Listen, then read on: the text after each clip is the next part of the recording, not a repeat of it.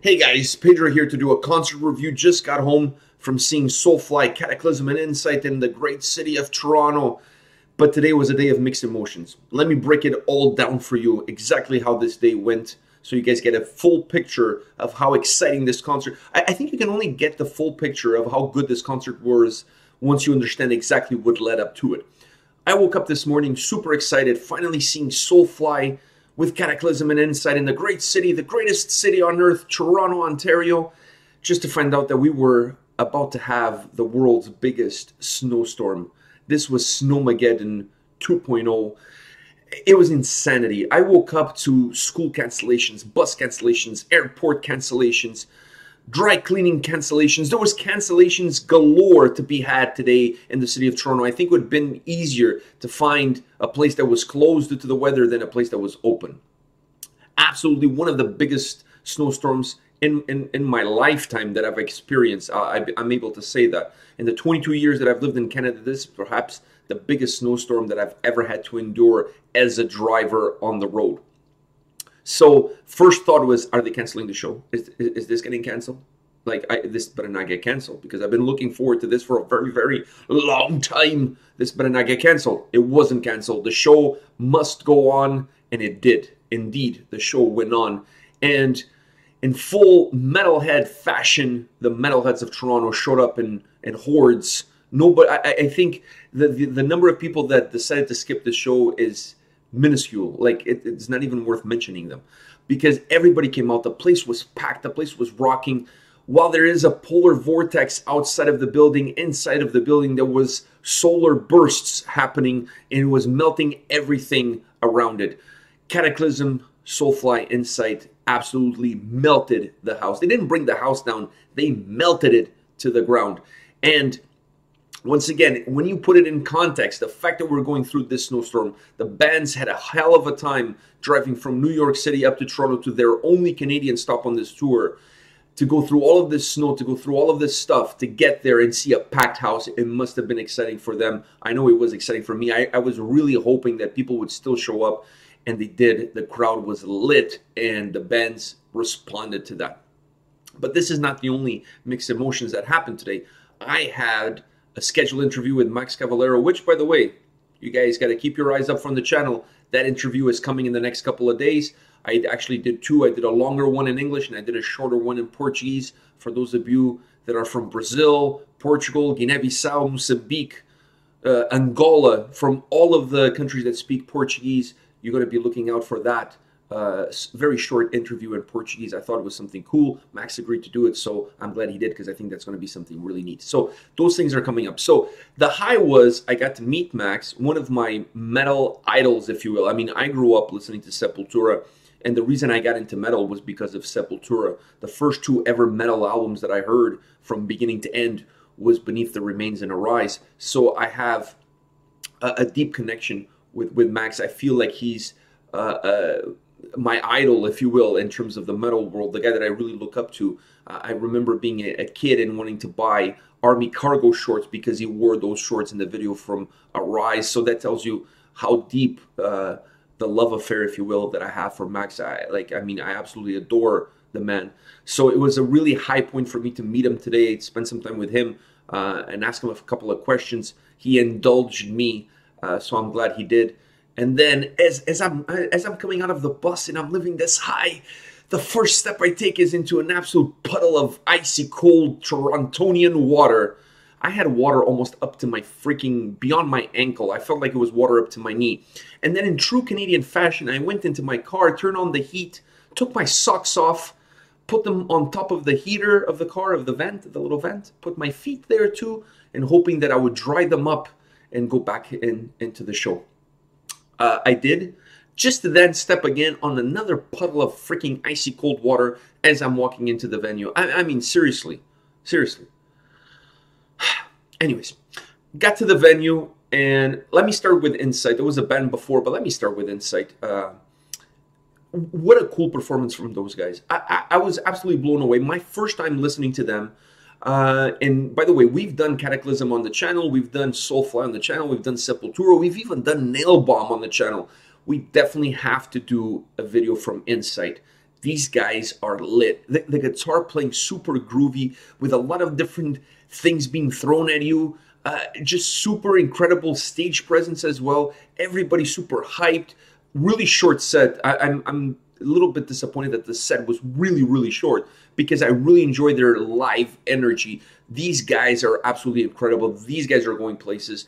And I don't mean like the next stop, which is in Flint, Michigan. I mean, they're actually going to go and do some really big things in the music world because they're really good. And that is, you're able to tell how good a band is from how they play live. Because in the studio, you can always fix a thing here, fix a thing there. You don't really get the full essence.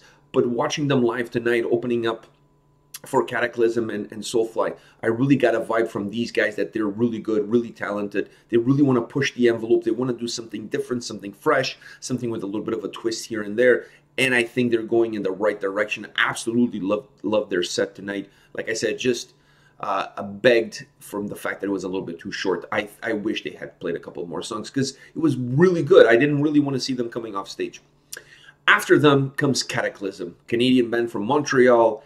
I mean, if you're a Canadian and you're not a fan of Kataklysm, I think it's time for immigration to revoke your passport. I strongly believe in that. So I think that there should be a petition, or at least it should be part of the citizenship, that you have to listen to Kataklysm if you're going to become a Canadian citizen. I truly believe in that. Never mind the Tea Party. Seriously, the Tea Party? No. Kataklysm. You have to listen to Kataklysm if you're going to become a Canadian citizen. They rocked the place. Holy shit. Epic performance from those guys. The mosh pit, the circle pit. It was all sorts of insanity going on in that venue, if you will. One thing I'll say to you guys, you know you're in a Canadian mosh pit or you're in a Canadian metal show when the metalheads that are stage diving, because there was a lot of freaking stage diving today because there was no security up front. You could easily get up on stage, high-five the band, and then dive into oblivion. So you know you're in a Canadian metal show when there's a girl stage diving. Actually, she did it multiple times. She's wearing sorels. For those of you that don't know, Google it. It's these huge, very expensive, by the way, winter boots. I mean, in true Canadian fashion, you go to a metal show wearing sorels, and that doesn't hold you back. No, you get on stage and you stage dive wearing freaking sorels. I mean, the only thing that would get more Canadian than that is if she was wearing a toque, and she had a beaver on her t-shirt. I mean, that would be pretty much the only ways that could become even more Canadian. So I really enjoyed that. I thought that was super cool. The crowd was lit. Kataklysm absolutely tore it up. They did a bunch of songs from the new record that came out last year. And honestly, I was really impressed on how those songs played in a live setting. Because every time a band releases a new album, you don't know how the crowd is going to react to the new material. That's first. Second, you really don't know how those songs are going to play in a live setting. They played extremely well. The crowd was lit. They were singing along, which tells me that everybody really enjoyed this new Kataklysm album that came out last year. And they're on the right track as well, because this is an album that I truly enjoyed, and I was really hoping that they would play more than just one or two songs, and that's what they did. I'm actually going to see them again at Heavy Montreal this summer, so I'm looking forward to that, because my God, what a band that just turns the knob, never mind 11, all the way to 12, and really gets the crowd excited. The guitars, the drums from Kataklysm it's like there's a guy with a machine gun behind the drum set, and he's just freaking shooting F-16s down. It's just absolutely incredible. I honestly, it was an incredible performance, incredible show. After Incite, you get something like that from Kataklysm. It really starts to set the bar even higher. The bar was already high. You could walk under the bar. That's how hard the bar was. Kataklysm took it even higher. So then it's left to Soulfly to finish off the night.